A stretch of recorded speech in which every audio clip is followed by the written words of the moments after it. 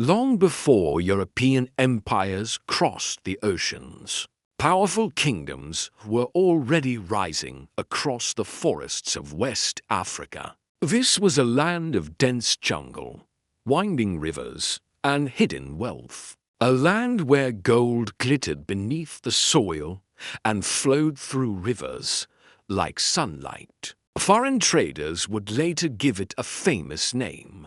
They would call it the Gold Coast, but the people who lived there knew it as something more powerful: a homeland, a battlefield, and eventually the heart of one of Africa's most formidable empires. This was the world of the Ashanti Empire, a kingdom forged through unity, courage, and war.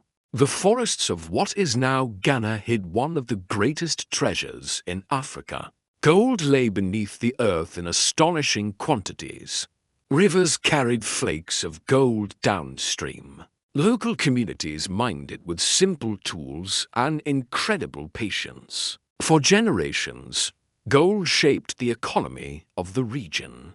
Gold dust became a form of currency. Merchants carefully weighed it on delicate scales. Trade caravans carried it across vast distances. From the forests of West Africa to the great markets of North Africa, across the Sahara Desert, and eventually into the hands of traders from Europe and the Middle East. The wealth of the region became legendary. But gold alone does not create an empire. Power requires unity, and unity requires leadership. Before the Ashanti Empire existed, the region was home to many Akan-speaking kingdoms. These kingdoms were independent, each ruled by its own chief, each competing for trade routes, land, and influence. Some were wealthy, others were small but fiercely independent.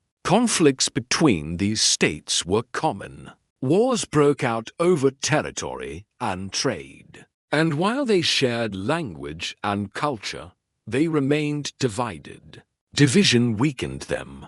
But one man believed their future depended on unity. That man was Osei Tutu. Osei Tutu was not simply a warrior. He was a strategist. He understood that the Akan states were stronger together. But convincing rival chiefs to unite would not be easy. Centuries of rivalry had built deep mistrust. Osei Tutu needed something powerful enough to unite them. Something sacred. Something that could bind them together as one nation. For this, he turned to a spiritual leader, a priest known as Okomfo Anarchy. According to Ashanti tradition, Okomfo Anarchy performed a sacred ritual. Chiefs gathered to witness the ceremony. The air was thick with anticipation, and then something extraordinary happened. From the sky descended a golden throne,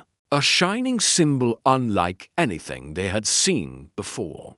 This was the sacred golden stool. It settled gently into the lap of Osei Tutu. Anarchy declared that the stool held the soul of the Ashanti people. From that moment forward, loyalty would not belong to a single ruler. It would belong to the nation itself. The chiefs accepted the symbol, and the Ashanti Confederacy was born. With unity came strength. Osei Tutu became the first Asantehene, the king of the Ashanti. But his power depended on cooperation with other chiefs. The Ashanti government functioned as a powerful confederation. Local leaders retained authority within their territories, but they also pledged loyalty to the Ashanti state. This balance allowed the empire to expand rapidly. Neighboring kingdoms were absorbed into the confederacy.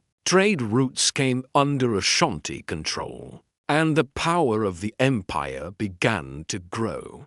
At the center of the expanding empire stood a city that would become one of the most important political capitals in West Africa. Its name was Kumasi. Kumasi quickly grew into a thriving metropolis. Markets overflowed with goods.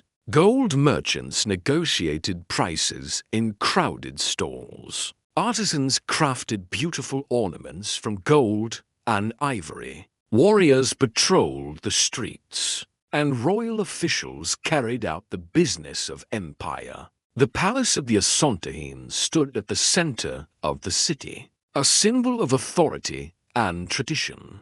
But the Ashanti Empire was not only wealthy, it was also a military power. Warriors of the forest, the Ashanti army, became one of the most disciplined forces in West Africa. Warriors trained constantly. They learned to move silently through dense jungle. They studied formations and battlefield tactics. Many carried muskets obtained through trade with Europeans. Others fought with spears, swords, and war knives. Large shields protected them in battle, but their most powerful weapon was strategy. The forests became their ally.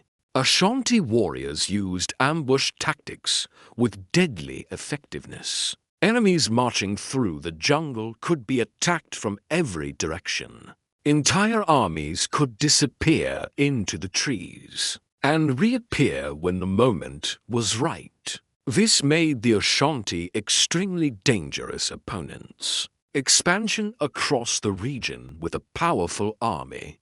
The Ashanti Empire expanded rapidly. Neighboring states joined the Confederacy through alliances or conquest. Trade routes across the interior came under Ashanti control. The empire became one of the most powerful states in West Africa. Its influence spread across the region, and its wealth continued to grow. But the empire's success attracted new rivals. The arrival of European traders, had been visiting the Gold Coast for centuries. First came the Portuguese, then the Dutch, and eventually the British. They built forts along the coast. From these coastal strongholds, they traded with African states. Gold was their primary goal, but the Ashanti controlled the interior. They controlled the mines, and they controlled the trade routes leading to the coast. This created tension between the Ashanti Empire and the expanding British presence, tension that would eventually lead to war. The conflict between the Ashanti and the British lasted for decades. These wars became known as the Anglo-Ashanti Wars. The British attempted to expand their influence inland, but the Ashanti fiercely resisted. Ashanti warriors used their knowledge of the forest to devastating effect. British troops struggled in unfamiliar terrain. Columns of soldiers were ambushed, supply lines were cut, and several British expeditions ended in defeat. The Ashanti proved that they were not an easy enemy to conquer, but the British Empire possessed enormous resources, and over time, the balance of power began to shift. Industrial warfare. British armies returned with stronger forces. They brought advanced artillery, better weapons, and larger armies supported by global resources. These advantages gradually weakened the Ashanti Empire. Yet even as the empire faced increasing pressure, resistance continued. The Ashanti were determined to protect their independence. In the year 1900, a British governor made a decision that shocked the Ashanti people. He demanded control of the sacred golden stool. To the Ashanti, this demand was unthinkable. The golden stool held the spiritual soul of their nation. It represented their unity and identity. Surrendering it was impossible. So the Ashanti prepared for war once again. This time, resistance was led by a remarkable woman. Her name was Yoa Santawa. She was the queen mother of the Ashanti kingdom of Ijesu. When many chiefs hesitated to fight, Yor Santuar spoke boldly. She challenged the warriors to defend their nation, and she called for rebellion. Her words inspired thousands. Warriors gathered, and the Ashanti rose once more. Ashanti forces surrounded the British fort in Kumasi. The siege lasted for months. The rebellion shook British colonial authority across the region. But eventually British reinforcements arrived. With superior weapons and larger forces, the British crushed the uprising. The Ashanti Empire was formally incorporated into the British colonial system. But the British never captured the golden stool. The sacred symbol remained hidden